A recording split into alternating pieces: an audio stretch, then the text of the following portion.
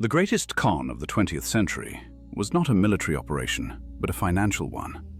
Adolf Hitler sold the world an image of himself as a humble man of the people and a tireless worker who took no salary and owned nothing but his uniform. It was a lie. By the time he died in 1945, the German dictator had quietly amassed a private fortune that would rival modern tech moguls by stealing from the very state he claimed to serve. When the Reich collapsed, that money did not just vanish. It sparked a global treasure hunt, a legal battle with a secret sister, and a copyright war that lasted 70 years. For years, Nazi propaganda painted a specific picture, where the Führer was a Spartan ascetic who sacrificed everything for Germany. He publicly renounced his salary as chancellor, a gesture that thrilled the German public. But this was pure theater. Behind the scenes, Hitler was engineering revenue streams that would make him the wealthiest man in Europe. He did not just rule the country. He turned his dictatorship into a personal business empire.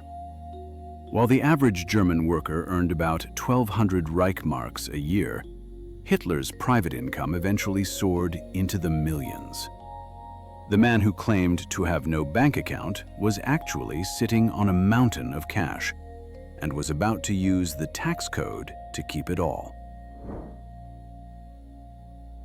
The foundation of this fortune was a book that almost nobody wanted to read initially. Mein Kampf sold poorly when it was first published in 1925, but once Hitler seized power in 1933, sales figures defied gravity. The state made the book a mandatory wedding gift for every newlywed couple in Germany. The government bought these copies using taxpayer money, and the royalties went straight into Hitler's pocket. It was a perfect money laundering loop, where the state treasury paid the dictator for his own propaganda. By 1944, millions of copies were in circulation and generated roughly 8 million Reichsmarks in royalties alone. The book that bored critics became the most profitable literary scam in history. Books were just the beginning, because Hitler found an even more pervasive way to monetize his position by copywriting his face. Through his personal photographer, Heinrich Hoffmann, Hitler demanded royalties for every postage stamp that bore his image. It sounds absurd for a head of state to charge his own country to appear on its mail, but that is exactly what happened. Every time a German citizen mailed a letter, a fraction of the cost flowed into Hitler's private accounts. The immense volume of mail during the war years turned this single revenue stream into a river of gold, estimated at tens of millions of Reichsmarks. He had effectively privatized the German postal service's aesthetic. If you are finding this financial detective story fascinating, make sure to hit that subscribe button and turn on notifications. We dig up history's buried secrets every single week. Now, let us look at how Hitler handled the taxman. Like many wealthy men, Hitler had a problem with the tax office. Before 1933, he was a chronic tax evader who constantly disputed his assessments and claimed absurd deductions for propaganda expenses. By the time he became chancellor, he owed the Munich tax office a staggering 405,494 Reichsmarks. In today's money, that is millions of dollars in unpaid back taxes. But dictators do not pay debts. They erase them. In 1934, a sympathetic official at the Ministry of Finance simply wiped the slate clean. Shortly after, a unique law was passed declaring the Führer tax-exempt. From that moment on, his gross income became his net income and was legally sanctioned by the government he controlled. By April 29, 1945, the Red Army was blocks away from the Führerbunker. In this claustrophobic concrete tomb, Hitler dictated his final will and testament. He knew the end was hours away, yet he took time to organize his assets. He appointed his secretary, Martin Bormann, as executor. The will was surprisingly simple. He left his art collection to a proposed museum in Linz and everything else of value to the Nazi Party. If the party no longer existed, he added, the assets should go to the German state. He left almost nothing to his family and granted only items of sentimental value to his siblings. Even in death, the party came first. The will did not stay in the bunker. 3 messengers were sent out into the burning ruins of Berlin to smuggle the documents to the West. One of them was Heinz Lorenz, a press attaché who managed to slip through the Soviet lines, but was eventually arrested by the British while disguised as a journalist from Luxembourg. The British intelligence officers knew he was hiding something. After interrogation, Lorenz cracked. He revealed that he had sewn the documents into the shoulder padding of his coat. British soldiers ripped the fabric open to find the legal confirmation of Hitler's death and the roadmap to his fortune. The hunt for the money had officially begun. With Hitler dead and the Nazi Party dissolved, the legal question of ownership became a nightmare. In 1948, the Spruchkammer Denazification Court in Munich stepped in to settle the matter. They formally classified Hitler as a major offender and ordered the total confiscation of his estate. This included the copyright to Mein Kampf, the apartment in Munich, and the massive Berghof estate in the Alps. Ownership was transferred to the state of Bavaria, and the government suddenly found itself the unwilling heir to the most hated man in history, while controlling a fortune soaked in blood. They had the assets, but they also had a problem, as family members started to emerge from the shadows. Adolf's younger sister, Paula Hitler, had lived a quiet life under the name Paula Wolf, while funded by her brother's handouts. By the 1950s, she was living in poverty near Berchtesgaden and supported by former SS members who still felt loyal to the name. She decided to fight back. In 1952, she filed a claim for her share of the estate and argued that the will's provision for the party was void since the party was illegal. It was a bold legal maneuver. She wanted the royalties and the properties. The court battle dragged on for years as the sister of the perpetrator sued the state for the profits of his crimes. While Paula fought in German courts, a figure named François Genoux emerged in Switzerland. Genoux was a Swiss banker and an unapologetic Nazi sympathizer who specialized in managing the finances of Third Reich fugitives. He claimed to have purchased the literary rights to Hitler's works from the estate's executors. Genoux was a financial ghost who moved money through Swiss accounts and funded the defense of war criminals like Adolf Eichmann.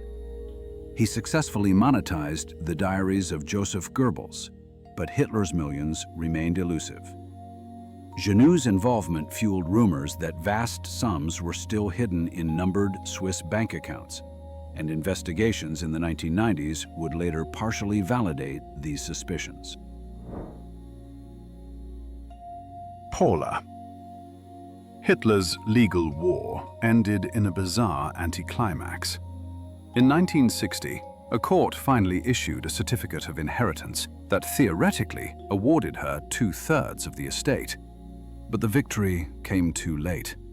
Paula died in June of that same year, alone and childless. The inheritance certificate was essentially worthless paper. The state of Bavaria maintained its grip on the assets by arguing that the confiscation order of 1948 superseded any family claims. The millions generated by her brother's image and words would not go to his bloodline.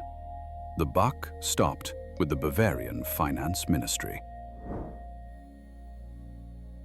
not all the assets were liquid. High atop the Kelstein Mountain sat the Eagle's Nest, a tea house built as a 50th birthday present for Hitler. Unlike the Berghof, which was bombed and later bulldozed to prevent it from becoming a neo-Nazi shrine, the Eagle's Nest survived the war intact.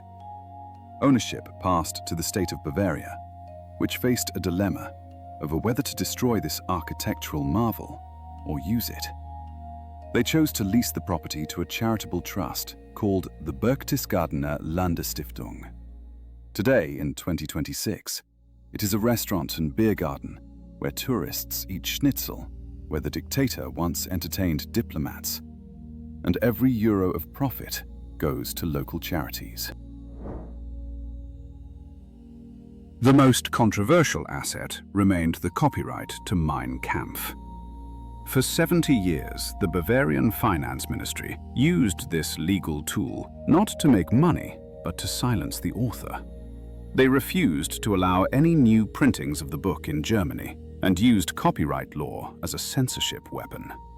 They aggressively sued publishers in Poland, Sweden, and Turkey who tried to release the text. It was a unique strategy that used intellectual property rights to suppress the intellectual property. But copyright has a shelf life. Under European law, protections expire 70 years after the author's death. The clock was ticking toward December 31st, 2015. On January 1st, 2016, Adolf Hitler's manifesto entered the public domain.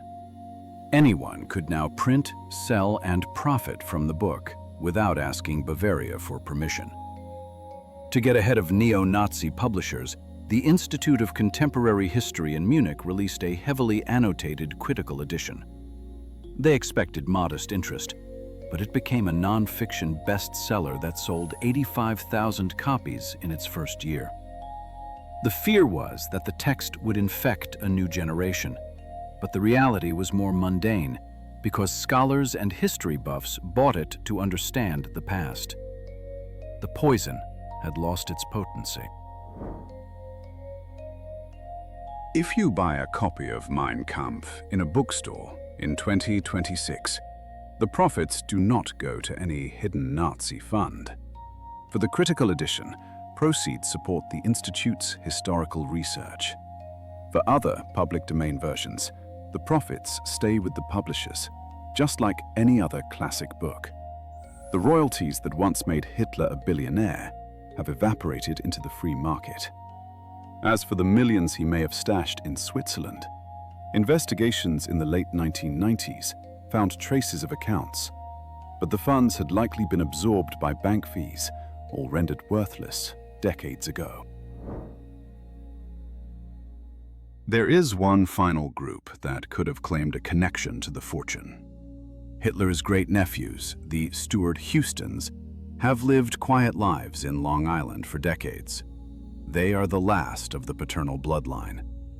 But unlike Paula, they wanted nothing to do with the money or the name. They made a pact never to have children and intentionally let the family line end with them. They refused interviews, refused to capitalize on their ancestry, and certainly never filed a claim for the estate. They chose obscurity over infamy and ensured that Hitler's legacy of greed ended with his generation. Adolf Hitler spent 12 years looting Europe, but in the end, his personal fortune benefited the very people he tried to destroy. The royalties from his hate speech now fund democratic education, while his mountain retreat supports Bavarian charities. The state he tried to turn into a 1,000-year empire confiscated his wealth and used it to rebuild the democracy he hated. History has a sense of irony. The dictator died a billionaire on paper, but he left behind a bankrupt legacy.